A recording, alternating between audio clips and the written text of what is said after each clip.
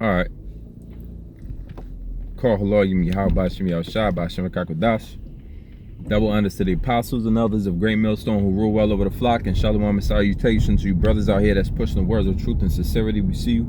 Shalom to all the Akim and the Aqua that's paying attention, scattered Israelites abroad. Shalom. Just felt like making a video while I was driving to the gym, and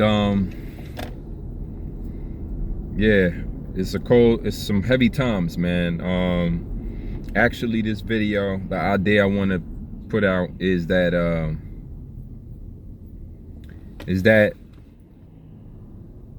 the people not gonna be able to understand you for the most part.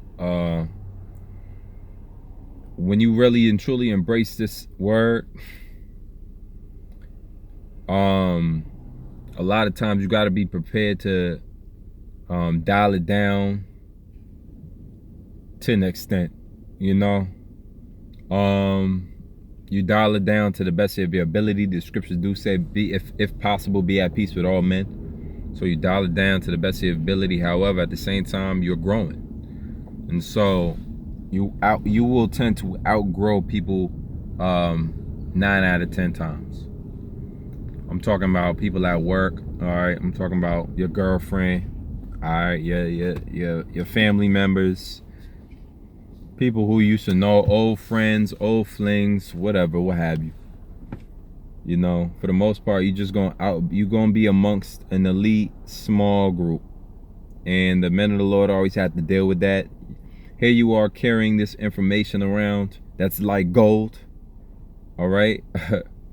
The scriptures talk about precious sons of Zion, and you know how special of a people we are, and we can understand and acknowledge that. Our peer group don't, our peer group can't, all right? Young and old alike can't. The ones we bump into, maybe 1 out of 10 person might have some sensibility.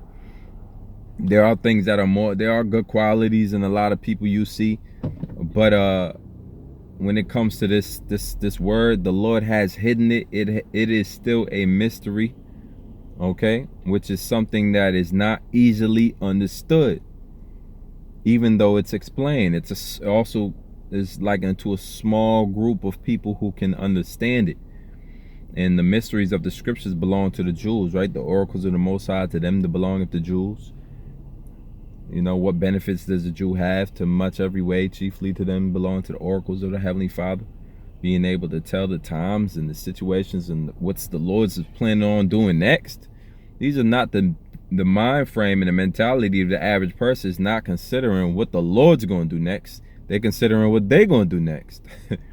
And so we live on a small fringe, damn near, if I would say, a niche of a body. You know, we're a niche of a group, man. There's not a lot like us. You know, the Lord's considered us as a small sanctuary. And how do you deal with it? You just deal with it. You know, that's probably just the basic as advice. That's what a brother would say. Just deal with it. You know, I mean, for lack of better words, I really don't. Nothing better than just deal with it is coming to mind now. At the moment, usually I have more to say than just deal with it. But that's really what happens is the Lord keeps you in a certain spirit, and you're able to focus. The Lord says, if your eye be single, you know, make sure that your eye is single. You know, your spiritual eye is only focused on one thing: the reward, the prize of all of this. We've sacrificed much. You know, if you're in Great Millstone, most likely you sacrificed a whole lot, man. Whether it's job opportunities and family opportunities and friendships and so forth and so on, the list goes on and on. But you sacrifice. It's a regular thing. All right, you know, it's at no point in time was it the most fun thing ever to be in Israel. It wasn't always, let me put it like that, the most fun thing. This experience of being in a camp in the truth. It wasn't always the most fun thing I could think of, you know. At this point in time, I can gladly, truly say that this is the best thing I've ever been a part of in my life. But it was not always like that. You know, at one point, you know, Satan basically was challenging that thought on a regular basis, if not hourly, minutely.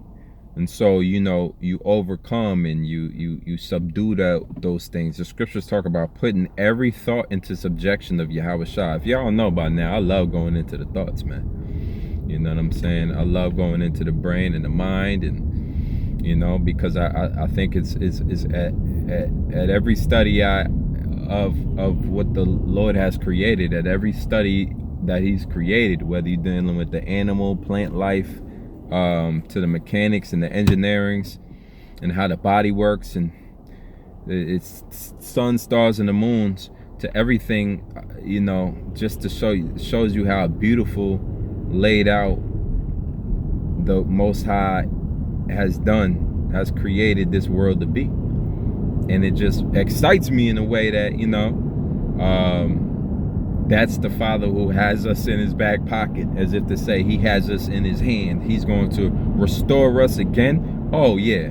So I look around, and things I see in my eyesight helps confirm the idea that the Heavenly Father, the scriptures are real, and that the Heavenly Father who created all and designed all of this glamour also is going to hold fast to his word concerning His chosen people, Israel, and how He's going to restore us again, and then write it in our inward parts that we shall never go off again, not even having to teach no one having to teach their neighbor, and how the forces of the Gentile. I mean, we can continue on and on. That's why we hold camp for several hours outside.